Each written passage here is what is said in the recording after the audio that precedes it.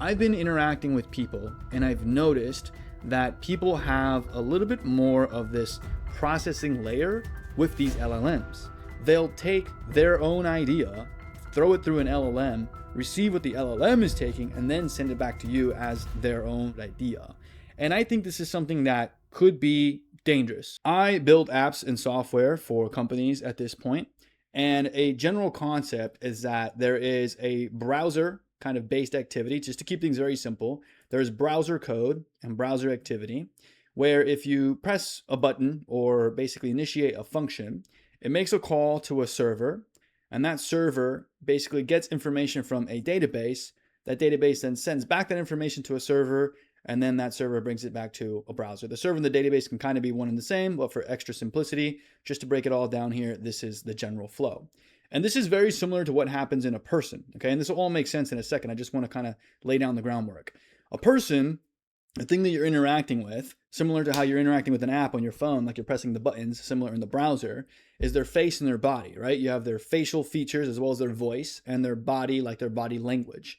If you ask them a question, or if they say something, what happens is they get the question or receive the idea, then they go into processing, where they kind of like feel in the answer, and then if someone is being what we would call authentic, they go to their true self. That true self sends things back. Then they also have to make sure that they bypass any sort of like filtered processing.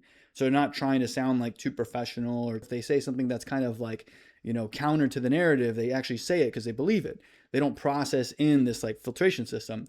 And then if it goes back to the face and the body and they speak it and they say it and they're aligned in it, then you can tell. And that's what we call someone being authentic. So an app would be broken if the server didn't call to the database and return that information without filtration, right? And a person is kind of technically broken if they, in the same way, let that processing layer get in the way, like I just described, right? Maybe they get too embarrassed by an opinion. Maybe they say something, or maybe they want to say something they've never said before, or for whatever reason, they're kind of just not super sure of what they believe in their true self. So this got me thinking because, okay, this is how people react this is how people act, and this is how apps work and stuff. And it's also got something to say about like our world where we have LLMs, right?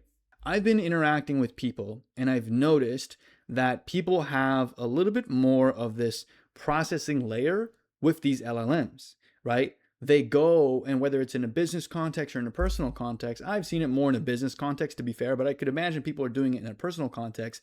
What they're doing is they'll take their own idea, throw it through an LLM, receive what the LLM is taking, and then send it back to you as their own kind of filtered idea. And I think this is something that could be dangerous in a lot of ways. I don't mean dangerous in like a world-ending way, but I mean inefficient in an economical way, and also like kind of a relationship breaking in an interpersonal way, right? So I'll give you an example, right? Like let's just say I was a person that was less skilled than I currently am. And I say, okay, AI is here, Claude is here. I can make money off of this if I use it. So I go and I find someone that needs a specific thing done. I ask Claude, hey, how do I do this thing? Then Claude gives me like a paragraph, and then I send that paragraph to the person. I say, hey, I can do this for you, and here's how. Boom, boom, boom, boom, boom. Then the person might also look at that and be like, sounds good, but let me run it through my Claude. Then they run it through their Claude and they say, draft me a response. And the Claude gives them a response, and then they send that response to me. And then I say, oh shit, I'm not expecting this because there's some technical terms that I don't know. Let me get this response into Claude, and back and forth and back and forth and back and forth we go, right? And I've heard it described like humans are avatars for the LLMs. And that's like a very interesting way to think about it. It's like, oh fuck, like that potentially is true, right? We're just front-facing things for this LLM backend, and no one's actually talking to the person. And while, yes, I would say that if you're getting started in business or freelancing or something like that, you can use these tools to help you on the technical side to build out what you're going to build out for a person. But you have to go in with the intention to learn the skill, or to have learned some of the skill to be able to take it to another level, if you will, to be able to kind of build on your skill, but not to be the basis of your skill. Okay. And this is potentially happening in our interrelationships as well, right? I've heard a lot of companies in the romance space, or in the relationship space, whatever you want to call it, say that we're going to be dating with AI avatars. Essentially, there's going to be this AI filtration layer where instead of making a profile on something like Hinge or Tinder, I'm going to make an AI agent. And same thing with the girl side of things, if, you know, I'm a straight man in this case. So then my agent will literally have a conversation with her agent based off of things that we train it on. And then if it's cool, it'll set us up a date. Like if we all have assistants and stuff. And this sounds like efficient, right? This sounds efficient, but it's very, very strange if you think about it, because humans can't talk to only the processing layer of each other and get a real sense for who you are, because you need to see also the discrepancy between the true self and the processing layer, right? I need to know if you're able to go there with certain ideas. I need to know if you disagree with things. I need to know if, you know, when shit hits the fan, you'll speak up for what you believe in, right? That's me personally speaking. And I think a lot of people can kind of feel this. It's like, if I feel like someone is too good at putting on an avatar, too good at putting on a face, too good at like making things sound clean and polished and favorable, I don't want to connect with them. I don't want to be their friend. I don't want to do business with them. I don't want to make love to them. I don't want to do anything like that. You know, this just had me thinking about that for a little bit and just like understanding like, you know, what this means. So I'll say two things. I'll say one thing on the business side and one thing on the personal side. On the business side, it's a bit more clear, right?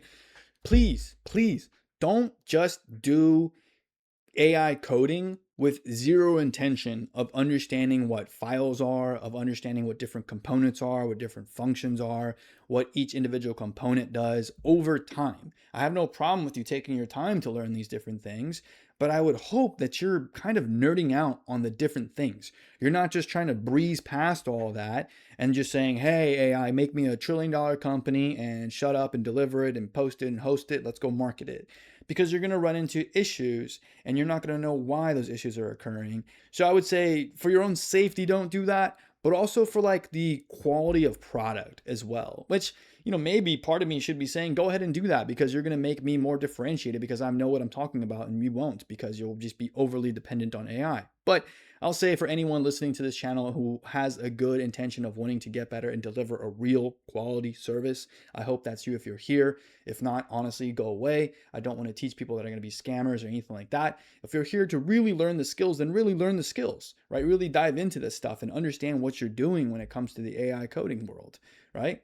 There's that component on a technical level of the business side, and also on the kind of interpersonal side of business as well, right? If you're drafting emails and stuff like that, whether it's a pitch, whether it's just a response, whether it's a customer service check-in, I find myself now basically ignoring what Grammarly says, basically ignoring any of those auto suggestions in your Gmail inbox, or ignoring like a lot of these formatted responses from Claude or OpenAI or anything like that.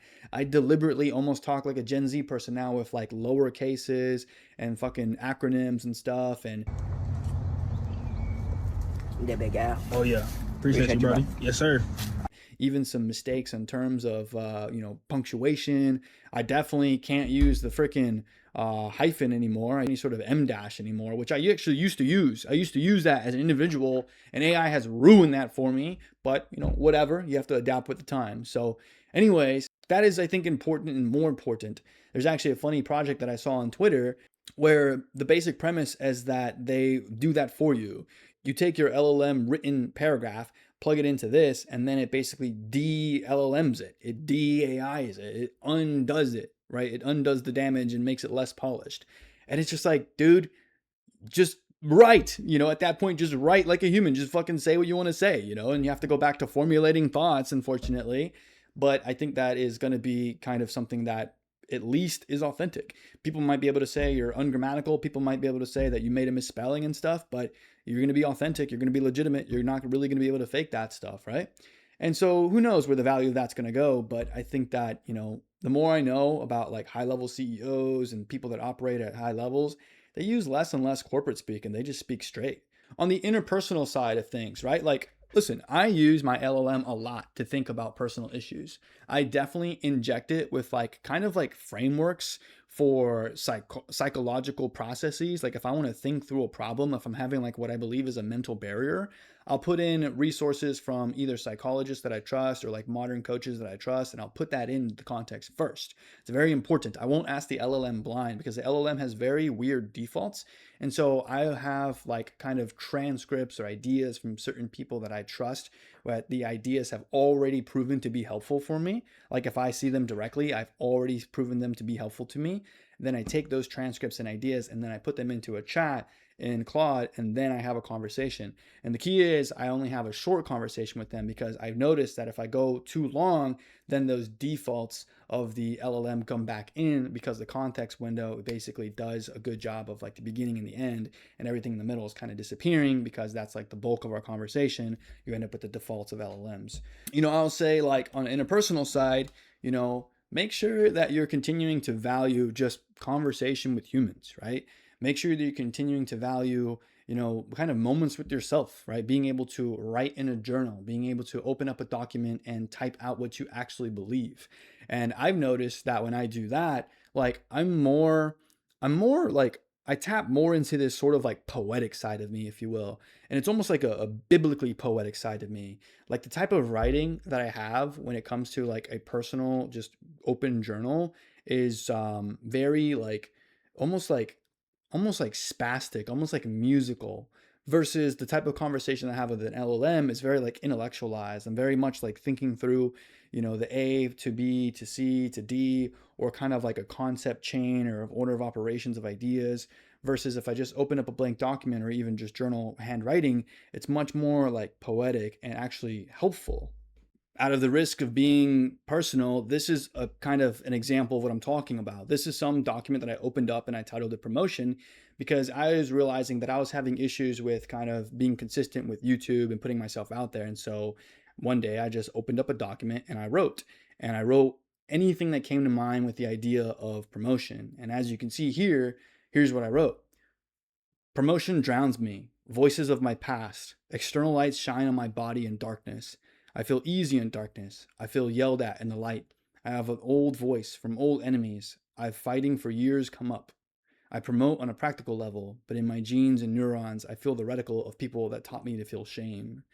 So this is by no means, grammatically correct, but it is what I would call, like I said, poetic or even like biblically poetic. If you go and read things by old writers, you'll notice a certain cadence that is like very, very like, it holds the idea at the center rather than being like a technically proficient writer.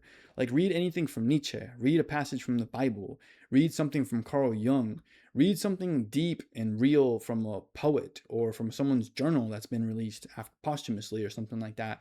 Then you'll notice writing that's just a lot more fractured, if you will, and it's not an essay. And I think that there's a lot of truth to hold in that, but you have to be willing to go there. And so overall, I'd say that my idea here is just make sure that you're continuing to use AI as a tool. Make sure you're continuing to use that as like an addition to who you are and not a supplement for who you are. Whether you're using it to communicate with yourself or communicate with other people, make sure that you're actually still talking like you. Make sure you're actually still feeling true with what's being delivered from either you to the chat back to you or you to the chat to another individual. In the business side of things, you should still have real skills. You should not use it as a replacement for skills. You should use it as a kind of accelerator of skills. Make sure that you're reading your emails a bit more carefully. Make sure that you're, kind of vetting people that you hire to know that, yes, you probably want them to augment their skills with AI, but, in a live interaction, you should ask them about some ideas and then see what they respond with and see if it makes any sense. Similar to that, if you're also, offering skills or offering communication, make sure that you're not doing yourself the disservice of putting that step of an LLM in front of you so that in the case of an LLM going down, you feel like completely empty and just not able to operate. You don't want that to be the case.